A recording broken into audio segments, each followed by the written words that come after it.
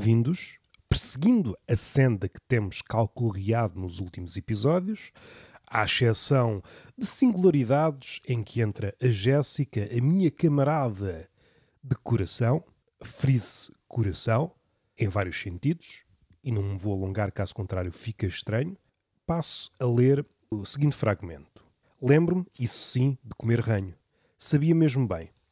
Provavelmente toda a gente foi, em alguma altura da vida, principalmente na infância, comedor de ranho. Muitas vezes havia o comedor de ranho e o comedor de macaquinhos. Sobretudo os chineses dir-me-ão num tom mais ou menos engraçado. Encontrar-se-ão no mesmo diagrama de Venn. Normalmente o comedor de ranho é, simultaneamente, comedor de macacos. É a sua dieta e, do ponto de vista nutricional, não me parece merecer nenhum reparo. Não fui um comedor sistemático de ranho, porém, como acho que toda a gente, em alguma situação da vida, frise infância, se for mais tarde começa a ser estranho, nós, durante algum tempo, temos margem. Temos margem para fazer tudo se quisermos. Se quisermos ser comedores de ranho, a sociedade permite. A partir de uma determinada idade, somos marginalizados. Alguém que é comedor de ranho aos 15 anos será a figura mais estigmatizada da escola. A criança tem uma ligação, ou teve, porque as crianças atuais vêm com outro sistema operativo, tinha uma ligação muito afetuosa, doentia, patológica, ou estava apenas a ser uma criança a fruir do recreio, porque eu já sabia que aquele tempo de não haver nada, a não ser correria, às vezes galochas e berros e saltos e gastar energia em barda, como se a juventude ou aquela infância fosse durar para sempre, aqueles 30 minutos repetidos durante alguns anos, a vida começava a ganhar outro contorno, começava a ficar séria, tudo se esmorona quando começa a aparecer a barba, os bigodes começam a florescer, não posso comer ranho. E olhamos para trás com alguma saudade desses tempos tão fáceis, em que, mesmo com o ranho na cara, mesmo a comer ranho, a comunidade acolhia-nos de braços abertos. Isto sucedia muitas vezes.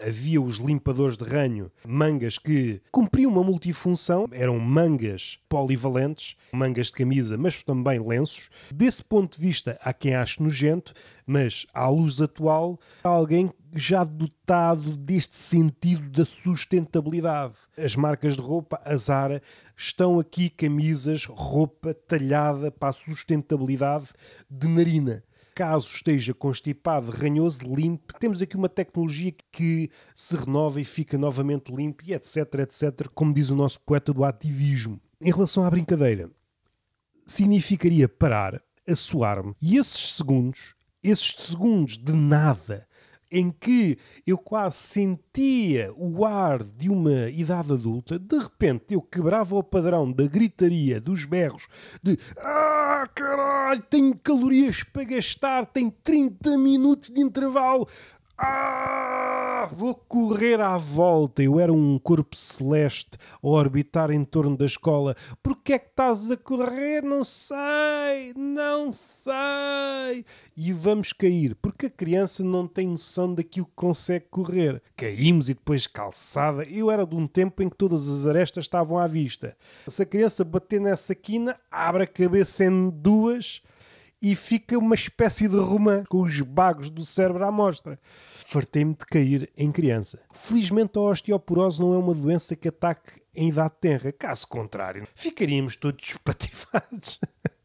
Chegávamos aos 15 anos meia pessoa. Metade já tinha sido partida. A idade do bibelô chega na reforma, felizmente. E é por isso que eu gosto de pôr os velhos na primeira prateleira. Mais abaixo, rente ao chão, caso caiam, não se parte tudo. Só um bocadinho e depois vamos lá com cola Super 3. Ficamos com os dedos colados, com pecados de velho na mão e caraças. E pomos um braço do velho na cabeça. Pronto, somos artistas. Recuando. Que eles comiam ranho sistematicamente foram aos poucos ostracizados. Eu estou em crer que agora o enfoque na estigmatização, no estigmatismo e na miopia é muito mais forte. Eu recordo-me disto, de alguém que era sistematicamente ranhoso, tinha sempre uma cascata de ranho. Atualmente seria um sítio turístico em que nós usaríamos para fundo de selfie. Olha, aqui está uma cascata de ranho. Fui ao focinho do Manuel. 500 likes. Gostamos de ser o protagonista da paisagem. Era uma das causas para isolarmos as pessoas. Não era a cor, não era o tamanho, não era se era gordo, se era magro, se tinha tranças, se não tinha, se tinha sobrancelhas grandes, se tinha poucas pestanas, se vestia como um mendigo. E naquela altura, o vestir melhor ou o vestir pior é consoante as épocas. Se olharmos para as fotografias dos vossos filhos daqui a 20 anos, na escola, epá, o que é isto? Mas eu suspeito que houve uma altura em que se ligava muito menos. Pelo menos nesse aspecto. As vestimentas atuais tendem para a farda. Está quase tudo a vestir-se da mesma forma, ainda que dê a aparência de não estar. Mas naqueles tempos não havia harmonia nenhuma. Havia aquela foto típica, que não sei se ainda existe, a foto de grupo. E não há duas roupas iguais. Aquilo parece um campo de refugiados.